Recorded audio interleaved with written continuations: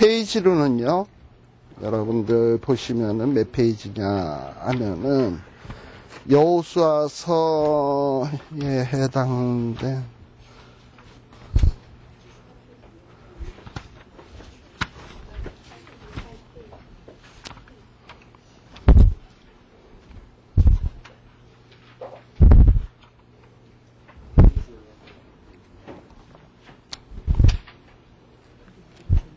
15페이지 한번 펴놓으실래요? 15페이지고요. 여호수아서 되어 있는 15페이지고요. 우리 성경은 여호수아서 한 3, 4장 정도 펴놓고 우리 같이 보십시다.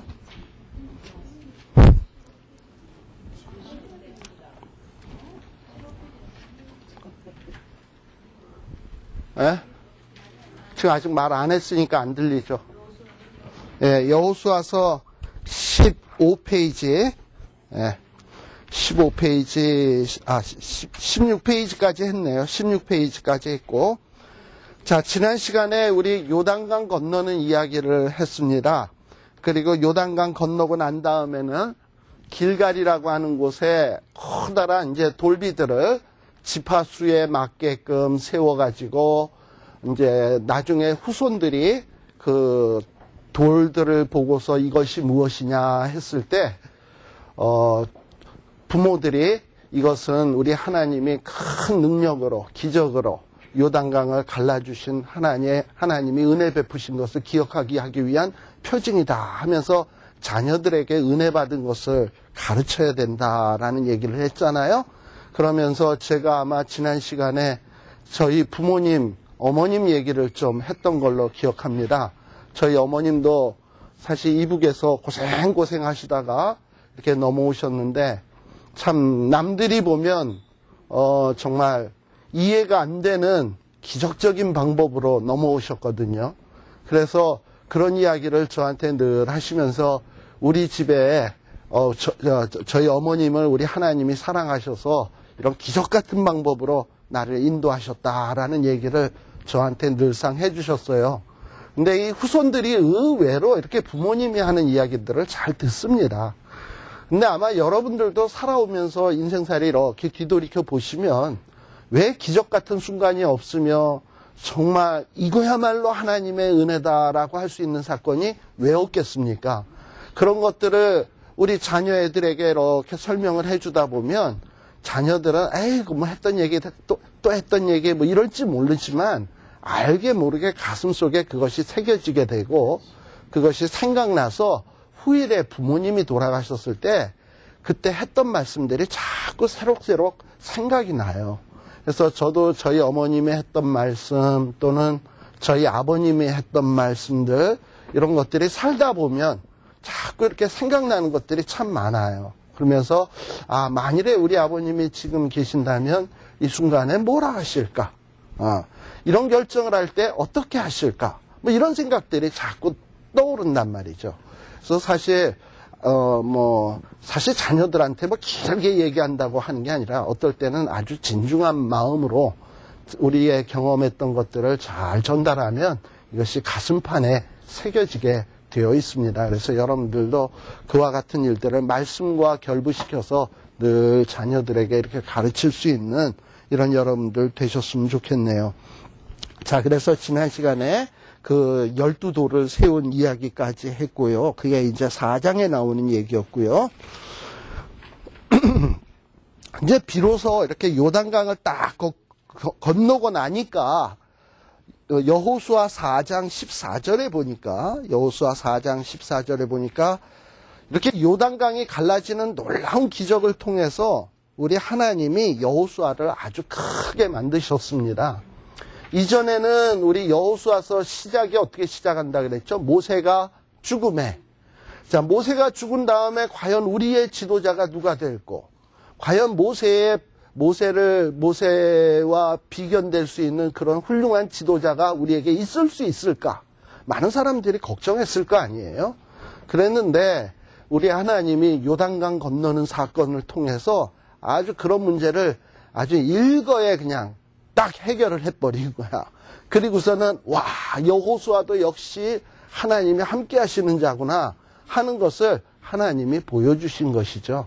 그래서 우리 하나님께서는요, 지도자의 문제 이런 것들은 자기가 피로 값주고 산 성도들이기 때문에 그 성도들을 위해서라면 하나님이 그 필요한 지도자를 세우게 돼 있습니다. 그래서 때로는 우리들이 뭐 이런 경우 있잖아요. 뭐 그렇게 존경했던 목사님이 리타이어 하시고 이 교회를 떠나면 후임자가 가여 나서 누가 어떻게 할까 참 걱정될 때 있는데, 정말 성도들이 그 교회를 위해서 성도들을 위해서 이렇게 기도하면 하나님이 그에 걸맞는 지도자를 보내주게 돼 있어요. 그러니까 여러분들이 하나님 앞에 잘 순종하고 정말 하나님의 귀한 양들이 되면 하나님이 어찌 굶기시겠으며 그들을 광야에다가 유리하게 내버려 두는 어떤 양들처럼 그렇게 내버려 두시겠습니까? 절대 그러지 않거든요. 그래서 이렇게 하나님께서 여호수아를 크게 하시고 그 다음에 이 여호수아의 이 말들을 사람들이 순종할 수 있도록 그렇게 딱 만드셨습니다. 자, 그리고 그래서 여기에도 나오잖아요. 이렇게 여호수아를 크게 하고 또 요단강을 건너게 하신 이유는 24절에 보면 이는 땅의 모든 백성으로 여호와의 손이 능하심을 알게 하며 너희로 너희 하나님 여호와를 영원토록 경외하게 하려 하심이라 하라라고 되어 있습니다. 자, 이렇게 백성들에게도 이 여호수아를 이렇게 존경할 수 있는 계기가 되었습니다만, 요단강 건너는 사건이요. 근데 이 요단강 건너는 사건이 또한 누구에게도 영향을 미치냐 하면 5장 1절에 보게 되면 이렇게 이스라엘 백성들이 요단강 건너는 이 사건을 통해서 이 가나안 땅에 있는 사람들이 그 마음들이 완전히 녹아버렸어요. 그리고 이스라엘 자손들의 연고로 인해서 아주 그냥 정신이 없게 되었어요. 예, 그 얘기가 5장 1절에 나오죠. 자, 이렇게 하나님께서는 이미 작업을 다 해놓으셨습니다. 그래서 우리 성경에 보면 모든 염려 다 주께 맡겨버리라. 예, 맡겨놓고선 걱정하면 그것처럼 어리석은 거 없어요. 내가 예를 들면은 어떤 물건이 이렇게 귀중한 물건들이 있는데 들고 다니기가 좀 뭐하니까 어느 집에다 딱 맡겼다 이 말이에요. 그러고선 다니면서 그 집에서 이 물건을 잘 관리할까?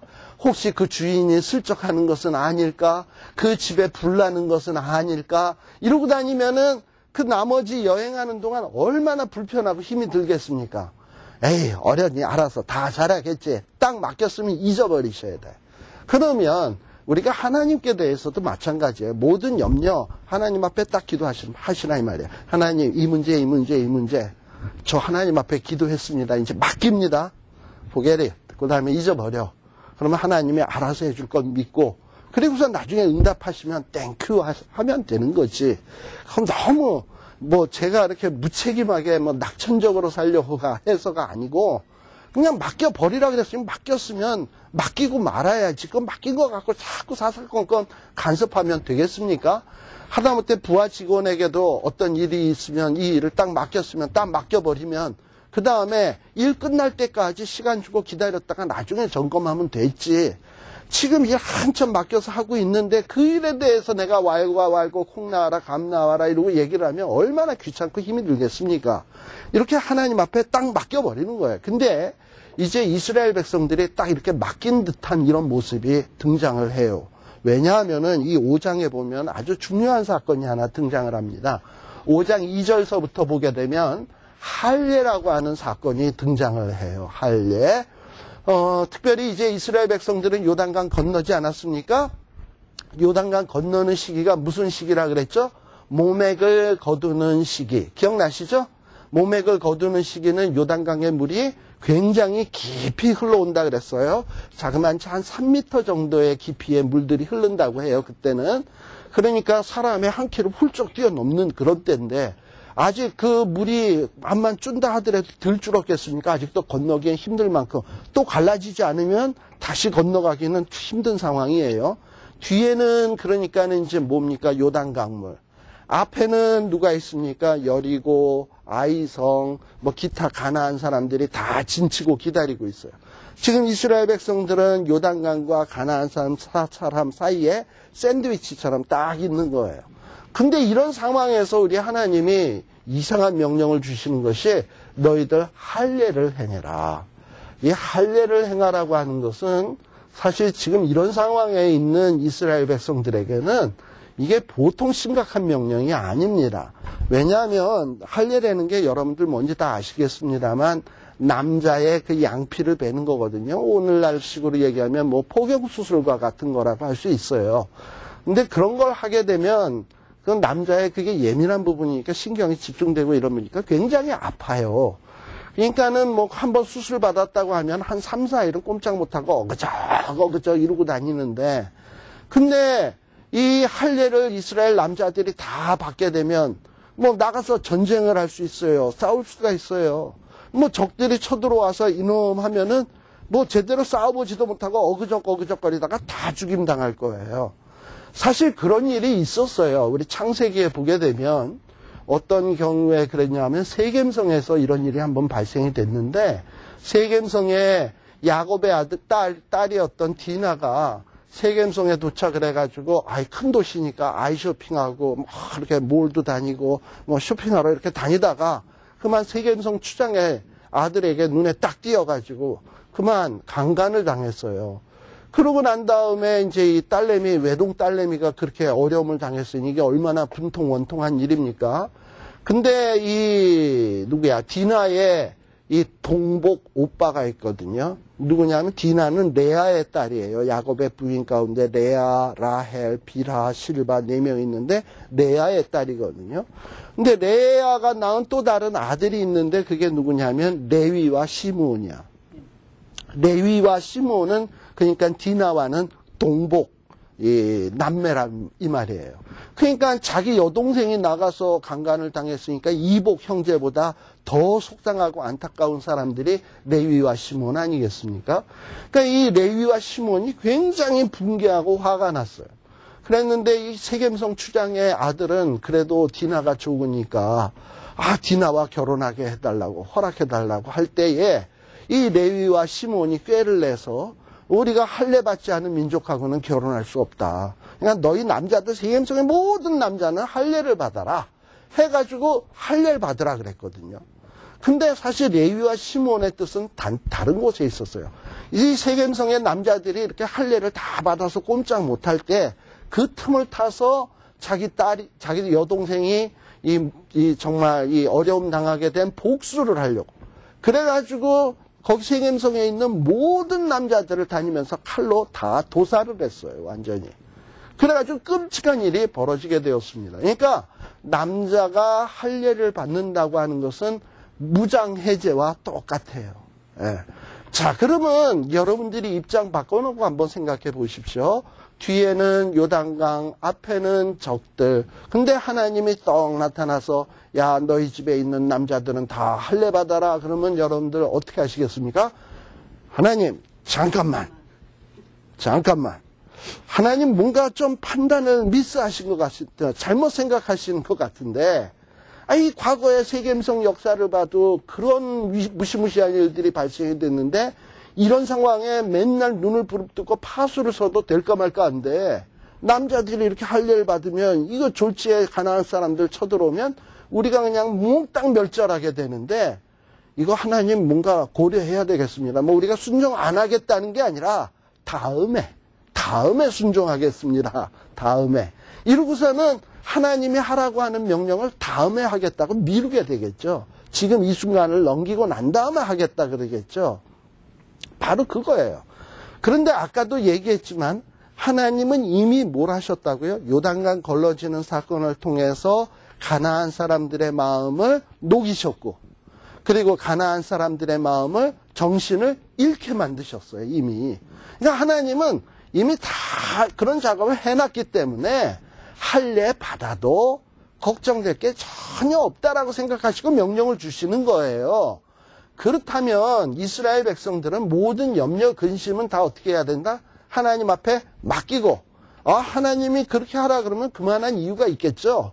뭐 하나님의 다 대비책이 있겠죠. 오케이, 우리는 순종하겠습니다 하고 순종하는 거예요. 이게 순종이야. 그러니까 여러분들 이 세상 사시다 보면 정말 도저히 이 순간에 하나님의 명령대로 하면 너무 손해볼 게 불에 보듯 뻔한 일들이 생길 때가 참 많아요. 아, 이제 하나님의 명령대로 했다간 나 이거 비즈니스 쫄딱 망하겠다. 아, 나 이대로 했다가 우리 집안에 완전히 거덜나겠다. 뭐 이랬다가 큰일 나겠다. 어떤 이런 상황들이 있잖아요. 내 판단으로 볼 때. 그러나 하나님이 하라 그랬으면 순종하는 거예요. 왜냐? 하나님이 하라 그랬으면 그만한 이유가 있는 거니까. 사실 아브라함 같은 경우도 그런 케이스 아닙니까?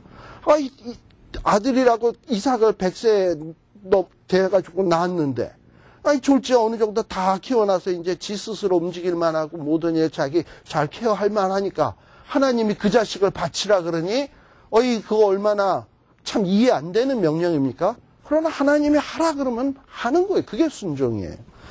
그래서 여러분들이 5장에 보시게 되면 이 할례를 행하라는 이 명령에 대해서 아무도 하나님에게 이거 하면 안 됩니다.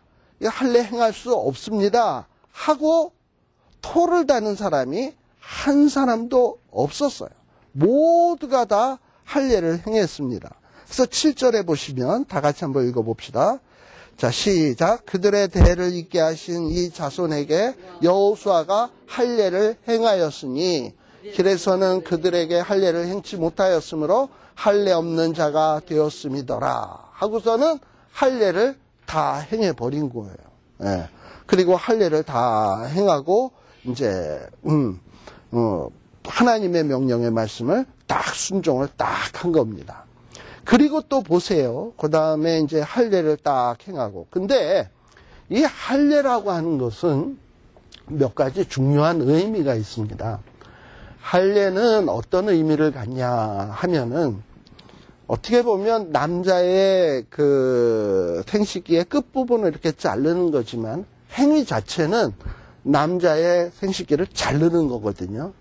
그러니까 이 얘기는 무슨 얘기냐면 다 자를 수는 없으니까 일부만 잘라냄으로써 이제 내 하나님이 내 후손을 하늘의 별과 같이 땅의 모래알 같이 많게 해주시겠다고 하셨는데 어떤 이렇게 자손을 낳는 것은 어떤 인간의 생식의 방법대로 하는 것이 아니라 하나님이 해주시면 되는 겁니다. 나 이거 필요 없습니다. 잘라.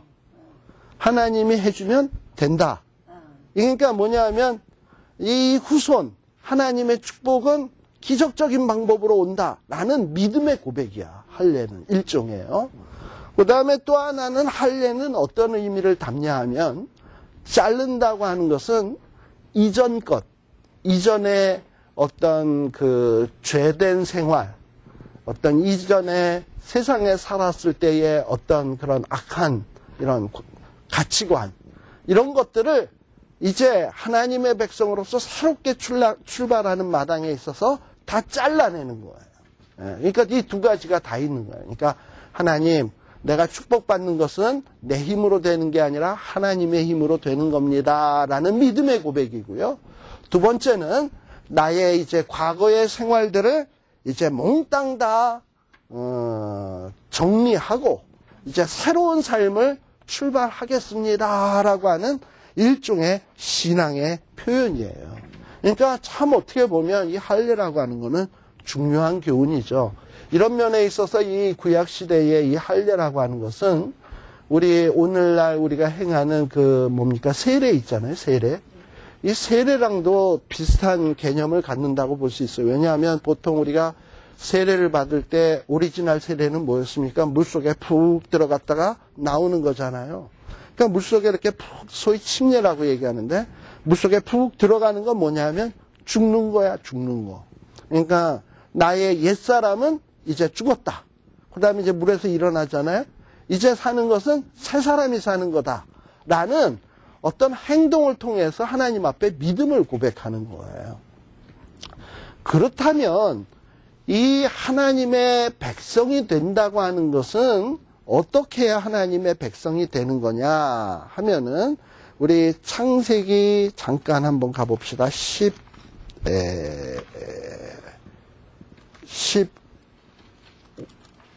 15장 한번 볼까요? 14장인가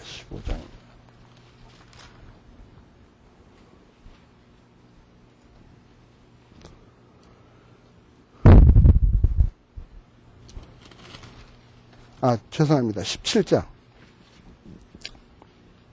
17장 13절부터 보겠습니다.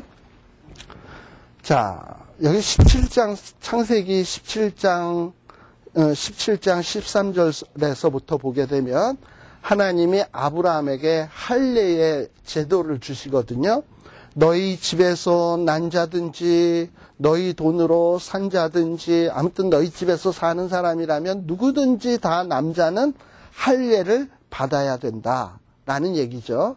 그 다음에 14절에 보게 되면 할례를 받지 아니한 남자, 곧 그 양피를 베이지 아니한 자는 어떻게 된다?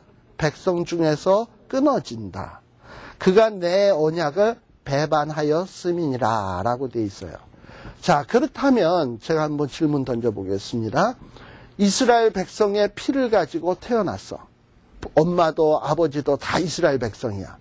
근데 태어났는데 이 아이가 할례를 행치 않았어. 그러면 이 말씀에 의하면은 이스라엘 백성 될 수 있습니까? 없습니까? 왜요? 할례를 받지 않았으면 백성, 하나님의 백성 중에서 끊어지게 돼 있잖아. 예. 그러나 이스라엘 백성 중에서 어떤 이방인의 노예를 돈 주고 샀어요. 돈 주고 샀어. 이 사람은 부모님이 다 이방인이야. 근데 이스라엘 사람이 그 사람을 돈 주고 사서 자기 집에 종으로 삼았어요. 근데 종으로 삼으면서 그 종을 어떻게 했냐면 할례를 행하게 했어. 그러면 그 종은 이스라엘 백성이 되겠습니까? 안 되겠습니까?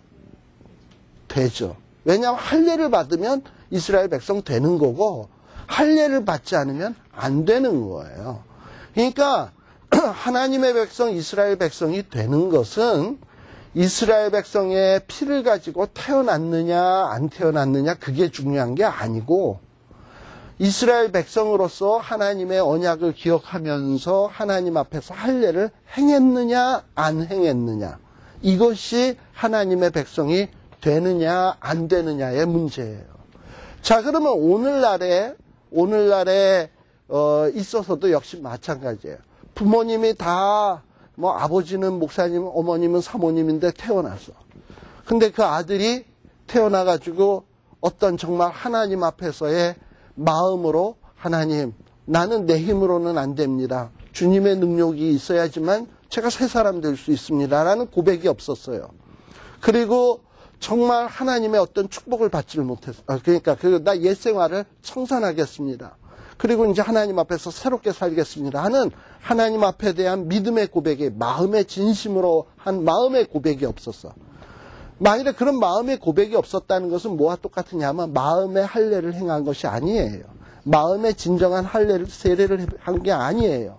그랬다면 그 아이는 암만 부모가 목사님이고 사모님이라 할지라도 하나님의 백성이겠습니까? 아니겠습니까? 아니에요. 예. 그러니까 하나님의 백성이냐 아니냐 하는 것은 이렇게 할례, 구약시대에는 할례, 신약시대에는 어떤 마음에 주시는 세례. 예. 사실 이 할례를 양피를 자르고 또는 물을 끼얹고 물속에다 담그고 하는 것은 사실 그다지 중요한 문제가 아니에요. 진심으로 할례를 행하면서 내 뜻으로는 안 됩니다. 하나님의 능력으로만 됩니다 하는 고백이 있느냐 없느냐 이게 중요한 것이지 사실 그거는 그렇게 중요한 문제가 아닙니다. 근데 이렇게 이스라엘 백성들이 할례를 행했다 이 말이에요. 할례를 행하고 그리고서 이제 어떤 하나님 앞에 정말 말도 안 되는 명령 같은 그런 명령 앞에서 순종하는 모습을 보인 거예요. 바로 이것이 하나님이 기뻐하시는 모습이에요. 이게 이제 승리의 비결이 되는 겁니다. 자, 그런데요, 하나님께서 다시금 이제 5장 13절서부터 쭉 먼저 11절 한번 봅시다. 11절에 보게 되면 이제 할례를 행하고 난 다음에 10절부터 보게 되면 유월절을 지키게 돼요. 사실 성경에 보면 이렇게 유월절 지키는 장면들이 몇 번 간간히 등장을 하는데요. 이 유월절은 뭔가 새롭게 출발할 때에 보통 보면 유월절을 지키더라고.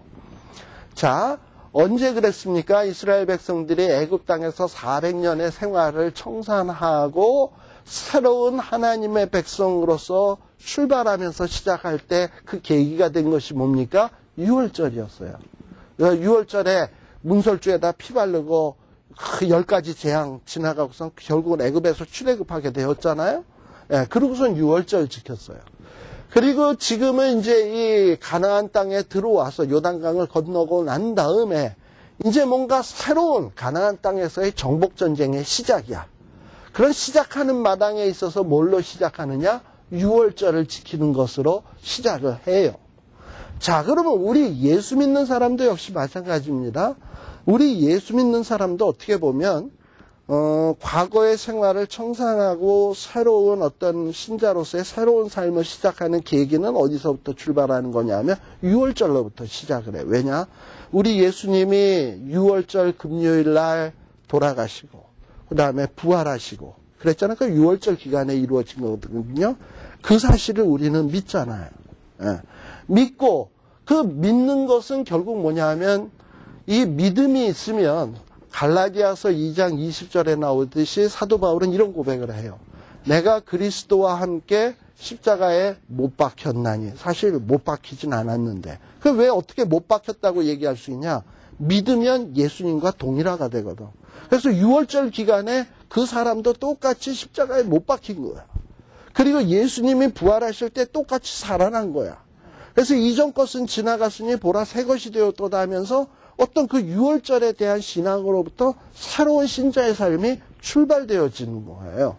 이렇게 그래서 성경에서 보면 유월절 지키는 것은 어떤 새로운 출발과 더불어서 유월절 지키는 모습들이 등장을 합니다. 자, 이렇게 유월절을 딱 지키고 나니까 11절에 보니까 어떤 일이 벌어지느냐 하면 가나안 땅의 열매들을 먹기 시작을 합니다.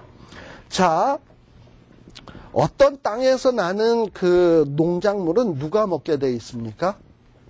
그 땅의 주인이 먹게 돼 있죠? 그죠? 주인이 먹게 돼 있어요. 그러니까 어떻게 보면 이제 가나안 땅의 소산물을 이스라엘 백성들이 먹는다고 하는 것은 이제부터는 이 가나안 땅은 이스라엘 사람들의 것이다 라고 얘기할 수 있는 거예요. 물론 이제 이 얘기에 대해서 여러분들 이렇게 얘기할 수도 있겠죠. 아니 뭐 땅의 주인 아니더라도 우리 시골에 가서 보면 서리라는 거 있잖아. 서리. 수박서리. 뭐 그다음에 무슨 열매 있으면 뚝 따다 먹는 거. 어쨌든 먹는 사람이 임자야. 그 먹은 사람이 서리든 먹은 간에. 어쨌든 이렇게 가나안 땅의 음식을 먹었다고 하는 것은 이제 가나안 땅의 주인이 이스라엘 백성들이 될 거다라는 것을 암시하고 있는 거예요. 그리고 12절에 보게 되면 무슨 얘기가 나오냐면 이제부터 템포러리로 주어지던 만나, 하나님이 주시던 만나 이런 것은 끊어진 거예요. 그리고 이제 가나안 땅의 소산을 먹으면서 살게 되었습니다. 이러면서 이제 가나안 정복 준비가 이제 이루어지는 거죠. 자, 근데 이제 가나안 정복 1장에서부터 5장까지가 우리가 건너라라고 얘기하지 않았습니까? 가나안 정복의 준비 기간이라 그랬잖아요. 근데 이 가나안 정복 준비 기간에 마지막으로 13절에서부터 15절에 보면 이 이상한 사건이 하나 나옵니다. 여호수아가 갑자기 군대 장관을 딱 만나요. 여호와의 군대 장관을 딱 만나요. 근데 따지고 보면 이 여호와의 군대 장관이라고 하는 이분은 여러분들 프린트에는 안 나오네. 자, 근데 군대 장관이라고 하는 것은 따지고 보면 이게 하나님이에요. 그런데 여기에 보면 14절에 보니까 이 군대 장관을 딱 만나고 난 다음에 이 여호수아가 그냥 납작 엎드려졌어요. 그랬는데 15절에 보면 이 여호와의 군대 장관이 여호수아에게 말을 전합니다. 뭐라고 말을 하느냐 하면 내 발에서 뭘 해라? 신을 벗으라. 여러분들 발바닥 사건 기억나시죠? 발바닥이라고 하는 것은 어떤 이스라엘 백성들이 하나님 앞에서 종이 되어진다라는 거라고 얘기했잖아요. 그것처럼 여호수아에게 마지막으로 다시 한번 너의 발에서 신을 벗으라고 하는 것은 하나님이 비록 이 요단강 건너는 사건 일련의 모든 사건을 통해서 여호수아를 굉장히 높여주셨어요. 그리고서는 백성들이 여호수아를 아주 두려워하게 되었어요. 그러다 보면 여호수아 마음속에는 어떤 마음이 들 수 있냐면, 아, 내가 이제 이스라엘의 지도자지. 이제 내가 이스라엘 백성들을 마음대로 좌지우지할 수 있어. 이런 어떤 교만이 싹틀 수 있거든. 근데 이스라엘 백성들에게 있어서 이 교만이라고 하는 거는 패망의 선봉이고, 넘어짐의 앞잡이라고. 그러니까 여호수아가 그렇게 되면 안 되거든요. 그러니까 마지막 단도리를 치는 거야, 하나님이. 여호수아야, 네가 가나안 정복 전쟁을 하게 되는 건 내가 너를 높여줘서 그래. 그러나 네가 높아졌다고 해서 너가 잘난 것이 아니라 너는 항상 내 앞에서 종이어야만 한다라는 것을 확인시키기 위해서 하나님과 여호수아의 대면 속에서 내 발에서 신을 벗어라. 너는 종이고 나는 창조주다. 내가 왕이다. 우리는 이렇게 가야지만 놀라운 역사가 이루어질 수 있다라는 것을 확인시키는 장면이 바로 이 장면입니다. 자, 그리고 그 다음에 이제 이렇게 이스라엘 백성들이 준비가 다 되어진 거야. 여호수아도 다시 한번 하나님 앞에서 신앙생활에 재점검을 딱 했죠. 이스라엘 백성도 순종했죠. 이러고서는 이제 출발을 하는데 그 출발 사건은 이제 유명한 여리고성을 건너는 이야기입니다. 아마 여리고성 이야기 여러분들 잘 아는데요. 사실 이 여리고성 사건에 들어가기 앞서서 17페이지에 보게 되면 말이죠. 여러분들 교재에 보면 17페이지에 보게 되면 거기 보면 중간 약간 윗부분에 보면 중앙에서의 전투, 또 밑에서 한 8째 줄에 보면 남부에서의 전투, 그 다음에 페이지 넘어가서 보면 북부에서의 전투, 이렇게 돼 있잖아요. 이 가나안 정복 전쟁은 크게 3단계로 이루어지게 됩니다. 처음에 중앙 전투, 그 다음에 남부 전투, 그 다음에 북부 전투, 이런 식으로 3단계로 이루어져요. 아마도 과거에 누굽니까? 우리 6.25 때 인천 상륙작전을 했던 메가더 장군 기억하실래나 모르겠네요. 이 메가더 장군이 인천 상륙작전을 한 것은 딱 뭐와 똑같으냐 하면 지금 이스라엘 백성들이 전쟁하고 있는 중부 전투와 똑같아. 그러니까 허리를 자르는 거야. 우리 과거에 보면 자유당 시절에 이승만 대통령 아시죠? 이승만 대통령이 늘 하시는 말씀이 무엇이었습니까? 뭉치면 살고 넘어지면 죽습니다 이러잖아요. 그래서 뭔가 힘이 뭉쳐져 있으면 강해요. 그러니까 그거를 무너뜨리기 위해서 힘을 분산을 시켜야 돼. 그래서 이 가나안 사람들을 치기 위해서, 이 힘을 분산시키기 위해서 하나님은 여호수아를 통해서 어떤 일을 먼저 하냐 하면 남과 북을 분산시키기 위해서 중앙을, 허리를 끊는 거야. 마치 메가더 장군도 인천 상륙작전을 할 때는, 할 시점은 언제였냐면 6.25가 딱 벌어지고 난 다음에 거의 부산까지 북한 인민군이 다 내려왔어요. 그래가지고 정말 남북한이 거의 적화되다시피 했거든. 그랬을 때 이제 유엔군이 참전하면서 메가더 장군이 어디를 했냐면 인천을 딱 끊으면서 이 한반도의 허리를 딱 끊어버렸단 말이에요. 그 이유는 뭐냐면 이미 남쪽에 내려온 공산당하고 북쪽에 있는 공산당하고를 분리시키기 위한 거였어요. 그래서 힘을 분산시키게. 그런데 이 메가더 장군이 행했던 인천 상륙작전은, 이분이 인천 상륙작전을 할 때 굉장히 옆에서들 반대를 많이 했답니다. 왜냐하면은 이 인천이라고 하는 데는 상륙작전 같은 걸 하기에는 굉장히 위험한 동네래요. 왜냐하면 인천 알다시피 우리 한국의 그 서해안은요, 조석 간만의 차가 심해. 밀물이 있고 썰물이 있잖아. 근데 보통 상륙을 하려면 배가 밀물로 이렇게 물이 이렇게 들어올 때 배가 쭉 들어와야죠. 그래서 들어와서 이렇게 사람들을 내려줘야 되잖아. 가까운 곳에, 육지 점점 가까운 곳에. 내려주고, 그 다음에 배는 어떻게 합니까? 계속 있으면 안 되지. 빨리 배에서 바다로 해서 빠져나가야지. 근데 빠져나가려면 빠져나가야 되는데 밀물이 들어왔다가 또 조금 있으면 또 썰물 시작하잖아요. 그래서 이 물이 들어왔다 빠지는 시간이 금방 변화되기 때문에 그 시간 안에 이 모든 일이 이루어지질 않으면 아니, 배는 들어왔는데 상륙을 아직 채 못해가지고 물은 빠지면은 배는 어디 있는 거냐면 갯벌에 댕그라니 서 있는 거야. 댕그라니 서 있으면 뭐 폭탄, 배가 움직이겠어요? 갯벌에 서 있으면 그냥 폭탄 퍼부으면 그냥 다 끝장나는 거거든요. 그러니까 굉장히 위험한 전투였어요. 그래서 많은 사람들이 인천 상륙작전은 성공 못한다, 성공 못한다. 그 짧은 시간 안에 어떻게 뭐 저기 이북 공산당들은 그 순간에 뭐 총알 쏘고 뭐 이쪽 총만 맞으면서 으악 이러고 있는데 누가 다 뭐 쏘면 여기서도 반격하고 이러는 거지. 그러니까 그 위험한 전쟁이니까 하지 말자고 하는 얘기들이 참 많이 있었나 봐요. 그런데 했잖아요.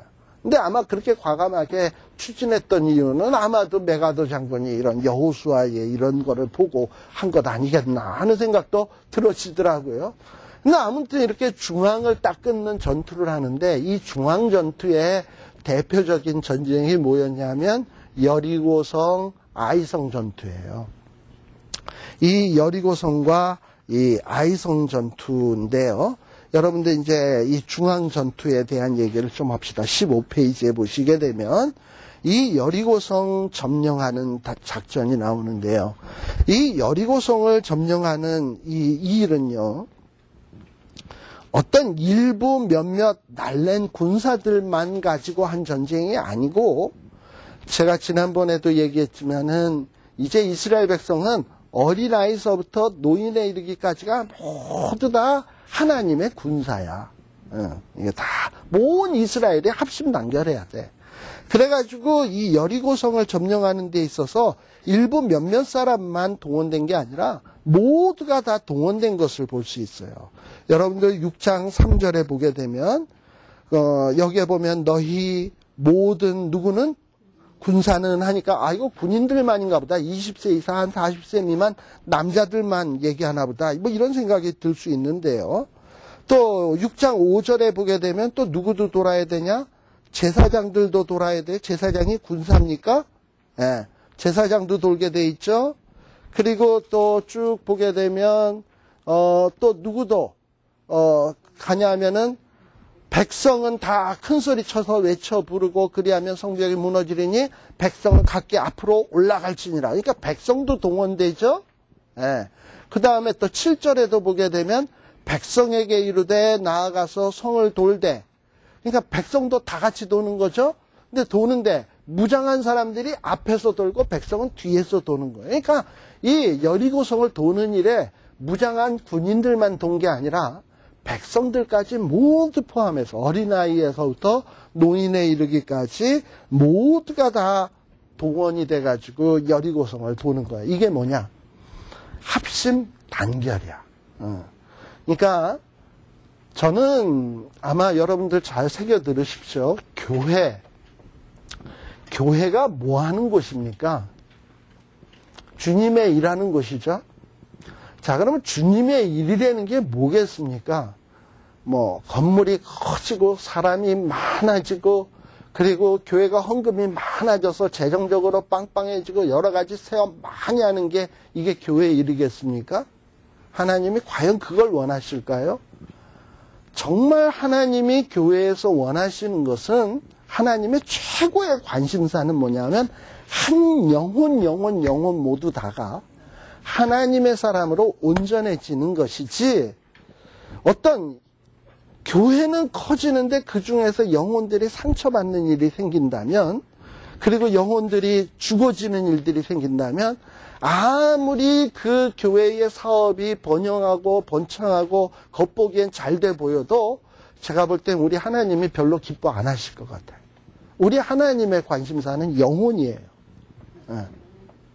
그러니까 그리고 하나님은 이 영혼에 대해서 어느 정도 관심을 갖고 계시냐? 99마리가 우리에 있다 할지라도 한 마리를 위해서 찾아 나서시는 분이에요. 그러니까 한 영혼이라도 잃어버리지 않는 것이 하나님의 최고의 관심사예요. 그리고 이 영혼은 얼마나 귀한 거냐?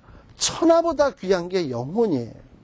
그래서 뭐 사람이 온 천하를 다 얻고서도 지 목숨을 잃으면 그게 무슨 소용이 있냐 이 말이죠. 그러니까 제일 중요한 것은 영혼이에요. 모든 영혼이. 그러니까 하나님은 하나님의 관심은 이스라엘 모든 백성의 이 영혼에 다 관심을 갖고 계시는, 이들이 잘 되기를 원하는 거예요.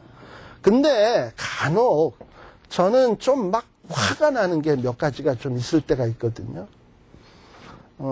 모르겠어요. 이것도 뭐 목회관의 차이고 가치관의 차이일지 모르지만 간혹 어떤 목사님들은 이런 얘기들을 하더라고요. 뭐 중이 절이 싫으면 떠나야지, 이런 얘기 있잖아요. 중이 절이 싫으면 떠나야지, 뭐 이런 얘기를 하면서 교인이 목사가 싫으면 지가 떠나야지, 뭐 이런 얘기들을 해요. 또 목사님들 역시도 또 어떤 생각이냐면 나랑 목회관이 안 맞으면 깐주발 거리면서 있지 말고 나가라. 그래가지고 그냥 말로 해서는 안 나가니까 어떻게 해서 내보느냐 하면 은근히 기분 나쁘게, 그냥 젠틀하게 기분 나쁘게 만들어가지고 내보내. 이런 경우들이 있어요.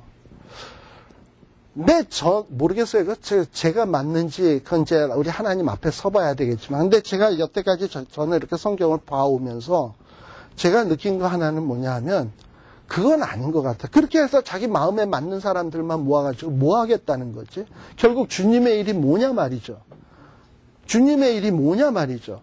뭐 마음에 맞는 사람끼리 모아서 해가지고 뭐 어떤 사업 하나 하는 게 주의 일이냐? 아니면 마음에 맞든 안 맞든 깐주발 거리든 간에 그런 영혼들을 말씀으로 양육을 해서 변화시켜서 조금 더 하나님의 사람으로 고쳐가는 게 이게 주의 일이냐 생각을 한다면 과연 뭐가 주의 일이냐 이 말이죠. 그러면 정말 교회에서 가장 힘써야 될 주의 일이라면 영혼 구원이에요. 첫째는 예수 안 믿는 영혼들에게 열심히 전도해서 주께로 돌아와서 새 생명 얻게 하는 것이고, 이게 첫 번째 중요한 일이고, 두 번째라면 새 생명을 얻으면 또 뭐래? 아직도 응애 하고 하는 어린아이라면 그렇게 내버려두면 안 되지. 커서 뭔가 일할 수 있는 건강한 크리스천으로 만들어줘야지. 그러니까 두 번째 일이 있다면은 그 영혼들, 새 생명, 어린아이와 같은 생명들을 전도해서 데려다 놓고서는 그 데려다 놓은 영혼들을 키워서 건강한 하나님의 크리스천으로 육성시켜가는 게 이게 주의 일이지. 이 두 가지 일보다 더 중요한 주의 일이 세상 천지 어디 있겠습니까? 그죠? 그러니까 이 일이 이게 중요한 일이지, 어떤 뭐 교회 건물을 짓거나 어떤 교회 정책을 밀고 나간다거나 뭐 그건 그다지 이렇게 중요한 문제가 아니라고 생각돼요. 제일 중요한 일은 이 두 가지 일이에요. 그리고 이 두 가지 일을 위해서라면 때로는 힘들어도 해야 되는 거고, 눈물을 흘려야 되면 흘려야 되는 거고, 피를 흘려야 되면 흘려야 되는 게 이게 주의 일인 거예요. 그러니까 여러분들이 이런 사실을 꼭 기억을 좀 해주셨으면 좋겠어요. 왜냐하면 여러분들은 교회의 중진이잖아. 그러면 교회 안에 이렇게 소외되고 상처 입는 사람들을 목사님이 못 잡아, 어떻게 목사님이 다 잡아줘요? 목사님이 절대 못 잡아주거든. 그러면 누가 잡아주냐? 목사님을 사랑하는 여러분과 같은 사람이, 목사님이 미처 하나님처럼 손이 길지 못해서 못 잡아주면 여러분들이 가서 잡아줘서 그 영혼들을 붙잡아주고 지켜주고 힘주고 위로해주고 이러면서 가는 거예요. 교회 일은 이거보다 중요한 일이 없어요. 선교도 중요하고 양육도 중요한 일이에요. 그래서 이 일을 위해서 여러분들이 성경 공부하는 것이지, 여러분들 개인적으로 머리만 커지라고 하는 것은 절대 아니다라는 것을 꼭 명심을 했으면 좋겠습니다. 그래서 정말 주의 일꾼이 가져야 될 가장 중요한 마음이 있다면 제가 보기에는 영혼 사랑인 것 같아요. 영혼 사랑. 물론 첫째는 하나님 사랑이겠고, 하나님 사랑, 그 다음에 하나님의 형상대로 지음받은 영혼 사랑. 그 중에는 하나님을 알지 못하는 영혼도 있겠고, 아는데도 불구하고 삐리삐리한 영혼들이 있겠고, 그 영혼들을 사랑해서 그들을 돌보려고 하는 이런 마음, 이런 마음이 하나님이 기뻐하는 마음입니다. 그래서 교회 일을 할 때는 되도록이면 온 교인이 합심하도록 해야 돼요.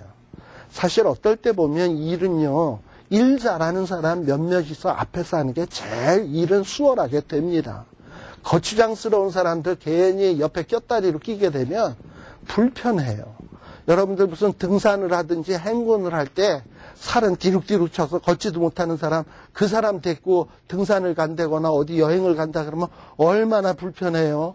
그거 챙겨주고 끌고 가려면. 그러나 날랜 사람, 힘도 좋고 이런 사람 탁 가면 그냥 헐헐 날아다니지. 일이 쉽고 너무 좋죠. 그러나 그건 주의 일이 아니에요. 주의 일은 모두가 같이 가야 되는 거예요.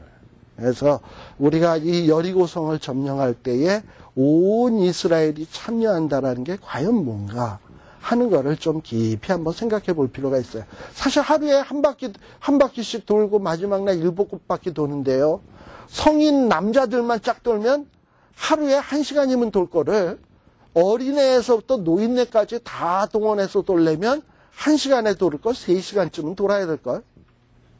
에이? 얼마나 힘들고 피곤한 일입니까? 또 어떨 때는 어린애나 노약자들이 걷다가 좀 비틀비틀하고 힘이 없으면 업고 돌고 메고 돌고 이러고 돌아야 될 거 아니야. 그러니까 얼마나 피곤한 일이에요. 그러나 하나님은 그렇게 하라는 거예요. 예, 그렇게 하라는 거예요. 이게 바로 주의 일이에요. 자, 우리 잠시 쉬었다 갈 시간이 된 것 같습니다. 쉬었다 가도록 하겠습니다.